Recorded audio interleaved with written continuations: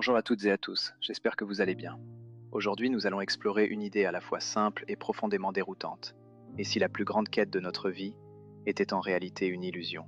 Depuis toujours, l'être humain cherche. Il cherche à se comprendre, à évoluer, à devenir une meilleure version de lui-même. Cette quête de sens, de vérité, d'identité semble naturelle, presque indispensable. Elle nourrit nos ambitions, nos espoirs et parfois même nos angoisses. Mais une question mérite d'être posée. Et si cette recherche permanente nous éloignait justement de ce que nous sommes déjà? Et si le fait de chercher impliquait dès le départ qu'il nous manque quelque chose, alors que ce manque n'existe peut-être pas? Dans cette vidéo, nous allons nous appuyer sur certaines idées du philosophe Alan Watts pour remettre en question cette dynamique de quête intérieure. Nous verrons pourquoi cette recherche peut être une erreur, mais aussi comment une autre manière de vivre, plus légère, plus libre, est possible. Et si, au lieu de chercher des réponses, vous étiez déjà la réponse elle-même?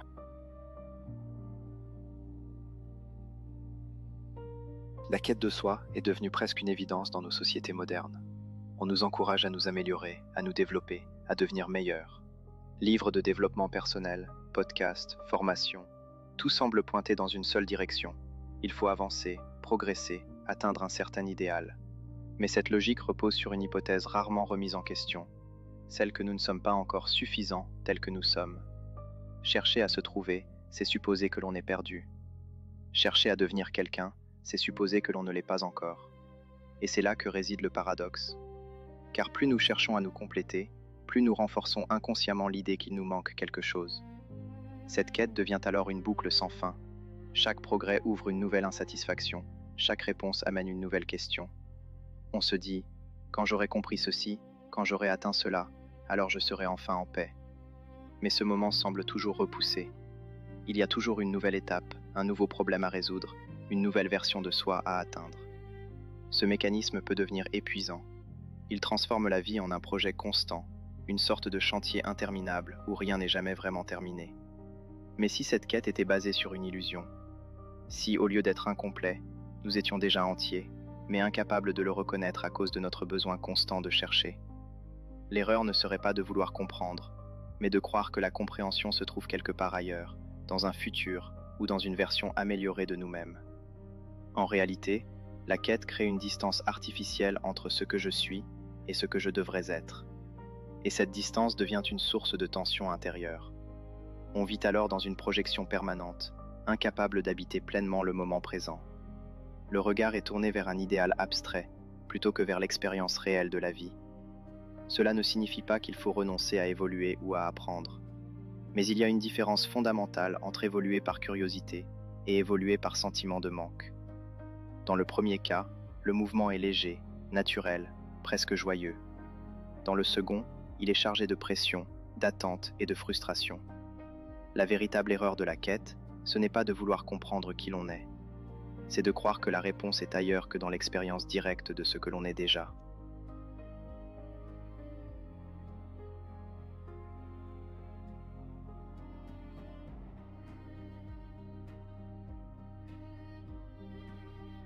Face à cette illusion de la quête, une autre manière de voir la vie devient possible.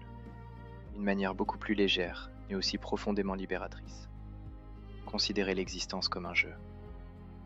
Cette idée peut sembler étrange au premier abord. Après tout, la vie peut être difficile, complexe, parfois douloureuse. Comment parler de jeu dans un monde rempli d'incertitudes? Et pourtant, cette perspective ne nie pas la réalité des expériences. Elle propose simplement de changer notre rapport à celle-ci. Dans un jeu, on ne cherche pas à gagner la vie, on joue pour le plaisir de jouer. Le but n'est pas uniquement le résultat, mais l'expérience elle-même. Appliqué à la vie, cela signifie que l'existence n'est pas un problème à résoudre, mais une expérience à vivre. Lorsque l'on cesse de voir la vie comme une quête à accomplir, quelque chose se relâche. Il n'y a plus cette pression constante de devoir atteindre un objectif ultime. Il n'y a plus cette idée qu'un jour, tout sera enfin réglé. À la place, il y a une ouverture, celle de vivre pleinement chaque instant, sans le comparer à un idéal. Le jeu implique aussi une certaine liberté.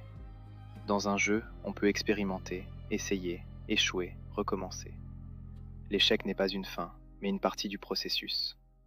Cette vision change profondément notre rapport à nous-mêmes. On n'est plus un projet à corriger, mais une expression en mouvement. Et cela transforme aussi notre rapport au monde. Si la vie est un jeu, Alors chaque moment, même les plus simples, devient une opportunité d'exploration. Respirer, marcher, parler, ressentir, tout cela cesse d'être banal pour devenir vivant. Mais attention, voir la vie comme un jeu ne signifie pas devenir indifférent ou irresponsable. Au contraire, cela peut rendre l'expérience plus intense, plus sincère. Car lorsqu'on est plus obsédé par le résultat, on peut s'engager pleinement dans l'instant. On ne joue pas moins sérieusement, on joue autrement. Il y a une forme de sagesse dans cette approche. Accepter que la vie n'a peut-être pas de but final à atteindre, et que c'est précisément ce qui la rend libre. Et dans cette liberté, quelque chose d'essentiel apparaît. Une forme de paix, non pas parce que tout est parfait, mais parce que rien n'a besoin de l'être pour être vécu.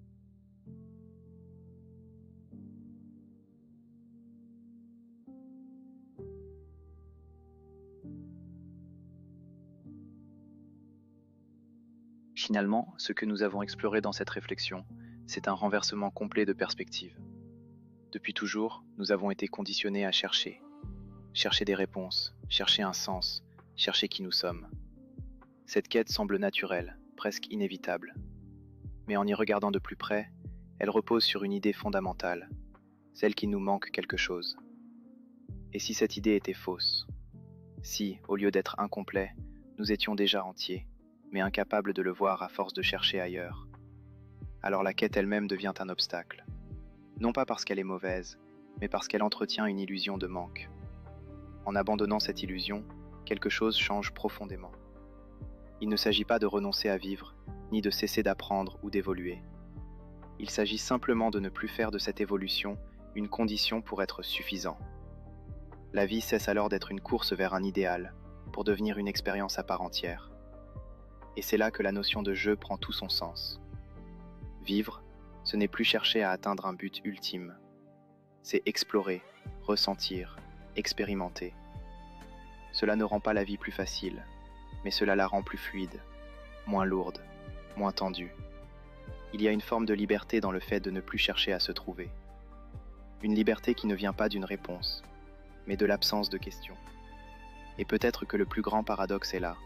C'est en arrêtant de chercher que l'on réalise que l'on n'était jamais perdu. Mais alors, que faire de tout cela? Si la quête est une illusion, si la vie est un jeu, comment vivre concrètement au quotidien? La réponse n'est pas une méthode, ni une technique. Il ne s'agit pas d'appliquer une nouvelle règle, ni de remplacer une quête par une autre. Il s'agit plutôt d'observer. Observer ce moment précis. Observer la manière dont vous pensez, dont vous ressentez, dont vous cherchez parfois sans même vous en rendre compte. Et petit à petit, voir s'il est possible de relâcher cette tension. Pas en forçant, pas en essayant d'y arriver, mais simplement en remarquant qu'elle est là. Il n'y a rien à atteindre, rien à devenir, seulement quelque chose à reconnaître. Et peut-être que cette reconnaissance ne se fera pas en une fois. Peut-être qu'elle apparaîtra par instant, puis disparaîtra, puis reviendra. Et c'est très bien ainsi. Car si la vie est un jeu, alors même cette exploration fait partie du jeu. Alors la vraie question n'est peut-être pas comment se trouver, mais plutôt que se passe-t-il si je cesse un instant de chercher? Et si, dans ce simple arrêt, quelque chose d'évident apparaissait? Si cette vidéo vous a fait réfléchir, ou ne serait-ce que voir les choses un peu différemment, alors vous êtes exactement au bon endroit. Ici, on explore ensemble des idées qui bousculent, qui interrogent, et qui ouvrent de nouvelles perspectives sur la vie. Alors abonnez-vous, activez la cloche, et rejoignez cette aventure. On se retrouve très vite pour la suite.